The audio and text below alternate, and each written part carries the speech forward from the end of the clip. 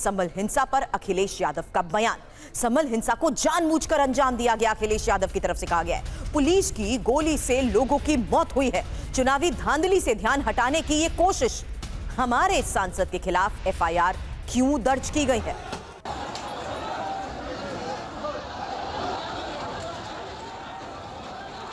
हमारे सांसद जियाउर रहमान जब संभल में ही नहीं थे और उसके बावजूद भी उन पर एफआईआर दर्ज करना, ऐसा उदाहरण कभी किसी को मिला होगा देखने को, सुनने को? एक पुलिस ऑफिसर ये कह रहा हो कि नेता बनना छोड़ दो, नेताओं का सहारा लेना छोड़ दो। किसके लिए भाषा थी वो? जब वहाँ पर लोकल स्तर से जानकारी हासिल हुई तब मैंने कहा कि नईम की जान गई है और पुलिस की गोली से गई है। आप लोगों पे सब वीडियोस हैं, आप लोगों पे जगह जगह से वीडियोस मिले हैं, कवरेज है पूरा का पूरा कराया गया ये दंगा है।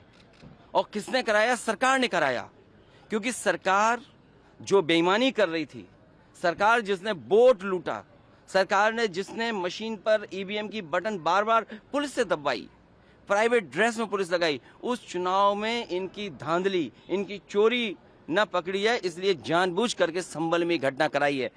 संभल में जारी हिंसा की एक एक तस्वीर तो हम आपको दिखाते आए हैं, लेकिन संसद में जिस तरीके से इसको लेकर संग्राम हुआ है और जो बड़े सवाल इस वक्त अखिलेश उठा रहे हैं उस पर और सवाल करूंगी। मेरे सहयोगी आमोद राय इस पूरे मामले पर नजर बनाए हुए हैं और इसी सियासी संग्राम को लेकर करूंगी आमोद जी आपसे सवाल। उससे पहले बता दें, हिंसा पर संभल के एसपी कृष्ण कुमार का बयान, जहां हिंसा केस में 2500 लोगों का नाम और 25 आरोपियों को जेल भेजा जा रहा है। सभी पत्थरबाजों को जेल भेजेंगे, ये बात कही जा रही है।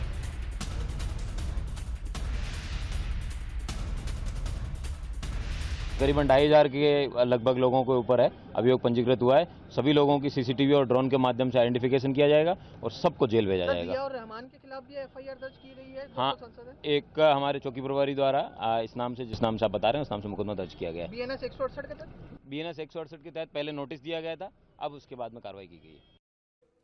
आपको बता दें, इस पूरे मामले की इन्वेस्टिगेशन को देखते हुए हमारे सहयोगी जितेंद्र भी इस वक्त संभल में मौजूद हैं। उनसे भी करूंगी सवाल, क्योंकि संभल हिंसा पर कई सवाल जो पूछे जा रहे हैं। ऐसे ही 5 सवाल अब आपके सामने रख रही हूं, क्योंकि संभल हिंसा पर सुलगते सवालों का यह जवाब जल्द सामने आना जरूरी है। आपको बता दें, सर्वे के दौरान अचानक कैसे हजारों की भीड़ पहुंच गई, ये एक सबसे बड़ा सवाल है।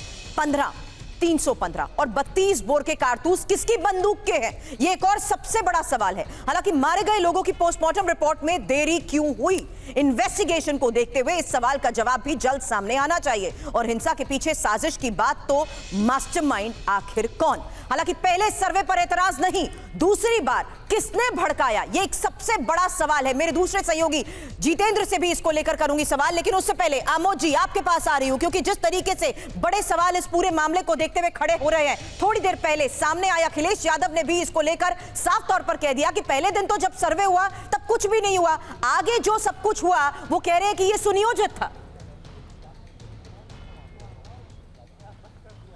बिल्कुल सुरभि, देखिए, लोकसभा और राज्यसभा दोनों ही जगह इसी विषय को उठाया गया और समाजवादी पार्टी और विपक्ष के सांसदों के द्वारा जोरदार शोर और हंगामा किया गया कि आखिर जब संभल में सर्वे हो रहा था और शांति से हो रहा था तो अचानक उस भीड़ ने हंगामा कैसे कर दिया। और दूसरी बात, विपक्ष के सांसदों द्वारा बार बार जो उठाया जा रहा है कि जो सांसद वहाँ मौजूद नहीं था, जियाउर रहमान वहाँ के जो स्थानीय सांसद हैं वो जब मौजूद नहीं थे, वो उत्तर प्रदेश में ही मौजूद नहीं थे, वो बेंगलोर की एक बैठक में थे, फिर उन पर भड़काऊ भाषण या बयान देने का आरोप क्यों लगाया जा रहा है। इसके अलावा ये बताया जा रहा है कि जो पुलिस वाले उसमें शामिल थे उनके पास प्राइवेट गाड़ी या उनके पास प्राइवेट असलहा कैसे आया था, ये आरोप है समाजवादी पार्टी का। इसके अलावा बार बार ये प्रश्न किया जा रहा है कि जब सर्वे होना ही था तो उसकी ताकीद पहले क्यों नहीं की गई, अचानक वहाँ इतना तेज़ी में क्यों एक्शन लिया गया। तो ये एक तरह से आरोप लगाया जा रहा है विपक्ष के द्वारा, जबकि सत्ता पक्ष के द्वारा ये कहा जा रहा है। दिनेश शर्मा जो उत्तर प्रदेश के पूर्व डिप्टी सीएम रहे हैं और बीजेपी के वरिष्ठ नेता, उनका कहना है कि समाजवादी पार्टी कुंदरकी में जो हारी है उसके लिए अपना एक फेस सेविंग की कोशिश कर रही है है और इसलिए वो फेस सेविंग की कोशिश के तहत मुस्लिम जो जनता है उसको भड़काकर इसकी आड़ में अपने उल्लू को सीधा करने की कोशिश कर रही है। तो आरोप प्रत्यारोप का दौर जारी है संसद में और आज लोकसभा पहले 1 घंटा के लिए एडजर्न हुआ और बाद में पूरे दिन के लिए एडजर्न करना पड़ा।